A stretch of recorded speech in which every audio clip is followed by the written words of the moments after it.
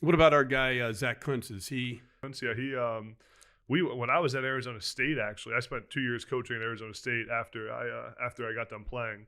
Was a tight ends coach there. I tried to get Zach Kuntz to ASU. Funny story. I'll tell the story right now. I never told this before. Like, I was a tight ends coach at Arizona State. Herm Edwards was our head coach. Herm's a great guy. Yeah, Herm's a great guy. I had just gotten promoted. I'm the youngest tight ends coach. I'm the youngest coach in the country at Arizona State, 25 years old. And I have one scholarship spot because you can only get a certain amount of spots to sign a tight end. I'm looking around the country to find a tight end. Zach Kuntz calls me. Hey, I'm leaving Penn State. I want to come play for you. He didn't play a ton at Penn State. Didn't go well for him there. So he hit the transfer portal, and I was all in on taking Zach Kuntz. He was going to be the guy.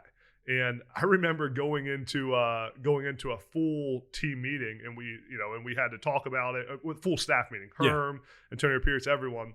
And we put on some of his film from Penn State.